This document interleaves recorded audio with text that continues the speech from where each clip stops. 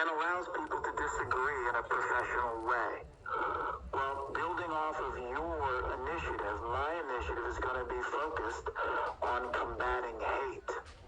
It's called the people versus hate.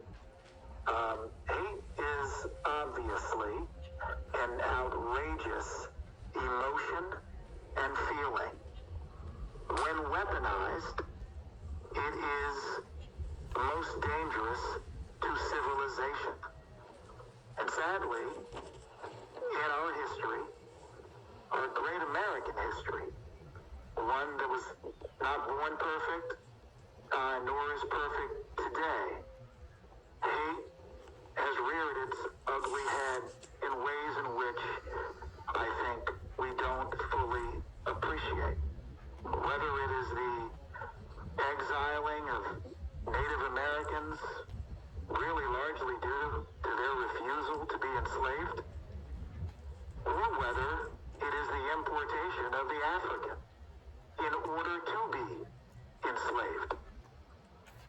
Hate came into play because hate was the justification for the dehumanization of the other group. We're seeing hate unfold in extraordinary ways today. And I know that you've had the pleasure of traveling to Israel, just as I have. And you have been to Holocaust museums both here in the States as well as Israel. You may have been to the Children's Holocaust Museum in Israel. And you may have felt like I did. Literally frozen in shock, needing an embrace in order to continue through that museum.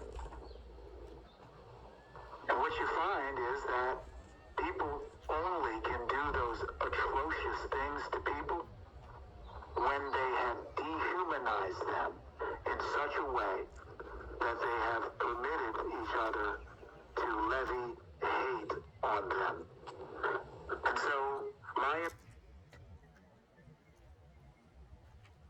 initiative is going to probe deeply into hate, the genesis of it, the psychology of it, its impact, as well as the opportunity we have to proceed in a way that respects human life. DNA evidence, you might take that in different ways, but the DNA evidence is extraordinary. What it shows is that no matter your color, your creed, your race, your height, we are about 99.9999997 the same. And so these artificial means, usually tied to immutable physical characteristics, calling people monsters, are often used to do things that human beings should not be able to do to each other. So I hope to move the room in a way where the people defeat hate.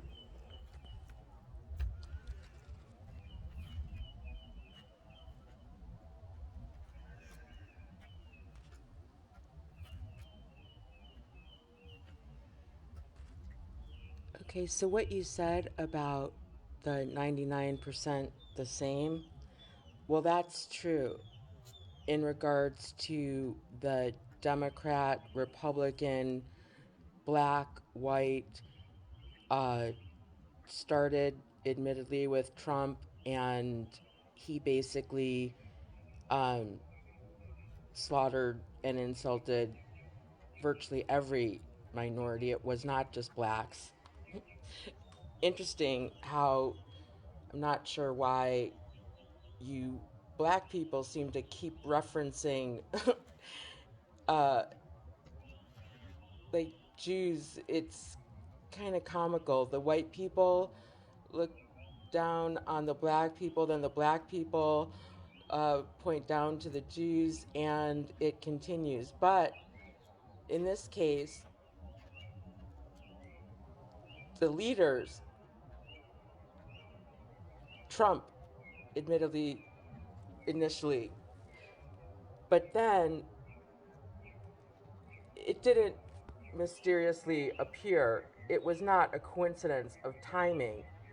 And your Ben Crump was very notable, consistent pattern of appearance in all of these cases, because those of us watching are very aware that all of that wouldn't have just happened. Uh, those people would not have even seen the television airways. So it's not that you have to look far. What just happened is what incites hate.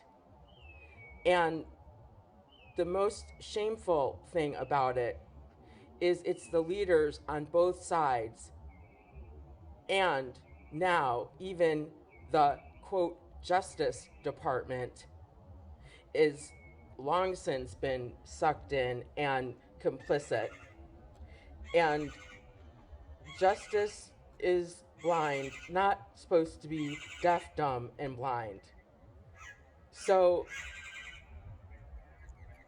you're being puzzled about what happened at the Capitol building and the reaction, and then having the audacity to reference yours as being peaceful protests. Let's refer back to the evidence. On May 27th and lasted until May 29th in reaction to the death of George Floyd. Since that time, the city has experienced more than $500 million in total costs, along with $12.7 million for National Guard deployment. On May 28th, the city's third precinct was burned and it will cost $10 million to rebuild. The total costs of property damages and looting resulted in $55 million, and there have been millions of dollars in lawsuits filed against the city. In addition to this, a total of 150 Minneapolis police officers are either suffering from injury or from post-traumatic stress disorder. Wow. Nights of protesting. They've had $23 million in damages and loss of revenue. In order to protect the federal building from rioters, President Trump had sent in thousands of federal agents back in July. So far, there have been over 550 arrests, of which 133 have been felonies and 350 have been misdemeanors. There have also been 33 injured officers from items being thrown such as rocks, glass bottles, frozen water bottles, bricks, and steel pellets from slingshots. So we can all agree. Their storefronts and small businesses experienced the worst from the riots. Over 200 stores were impacted, causing them millions of dollars in damages. In addition to this, the Chicago Sun-Times reported over $20 million in property damages throughout the city. In Cook County alone, there were over 40 businesses with major damages and uninsured losses. Chicago also had 31 law enforcement officers that were injured. New York experienced the worst numbers when it came to the total amount of officers that were injured. They had over 300.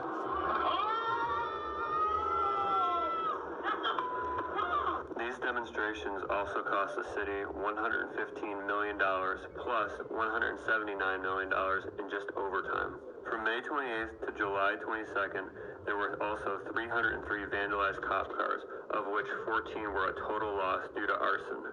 The total cost of these vehicles alone totaled just shy of $1 million. In Washington, D.C., the total costs were greater than $14.5 million.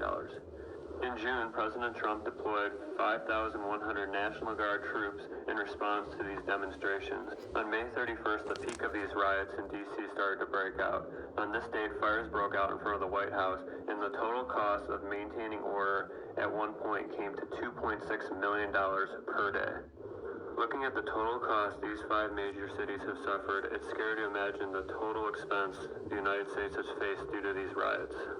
If you add up the total estimated cost between these 5 major cities alone, it would exceed $850 million, and it could even be greater than $1 billion. These total costs are based on property damage, the funding of the police, the deployment of the National Guard and the federal agents, lawsuits against cities, loss of business revenue, loss of employment, and many other factors. Another factor that comes into play is that these riots are most likely going to continue up to and throughout the election. How then could they possibly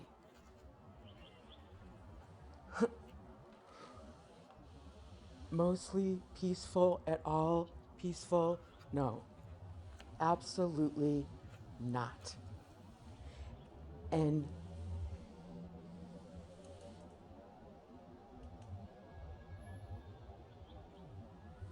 worse, all of this before due process. They did not have any idea what was going to happen.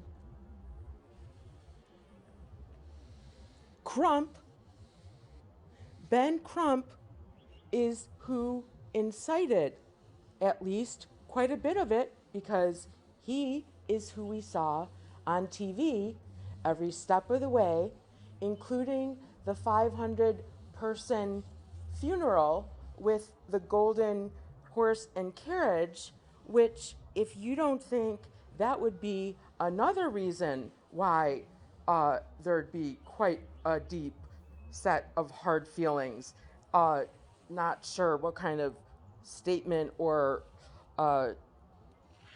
whatever that was, it was a source of, well, let's call it hate, since that's the subject matter. So, yeah, I think when you actually look at it, your damage and the black leadership,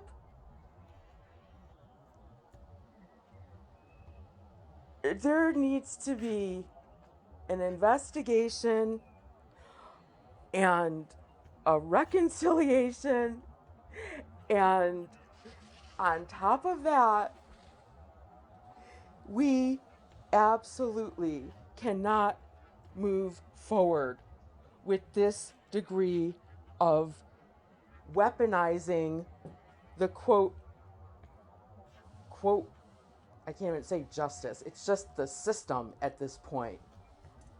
Both sides weaponizing the system, and worse, weaponizing their least among you. That the leaders have dehumanized every colored citizen, but since black's the main point here, since black needed to bolt out in front and take over, then that would fall on the black leaders. And interestingly, you see how well it's going for the black leaders, i.e. your AG in Kentucky. So that you need not go any further. And allows people to disagree in a professional way. Well, building off of your initiative, my initiative is going to be focused on combating hate. It's called the people versus hate. Hate is obviously an outrageous emotion and feeling. When weaponized, it is most dangerous to civilization. And sadly, in our history, our great American history, one that was not born perfect, nor is perfect today, hate has reared its ugly head in ways in which I think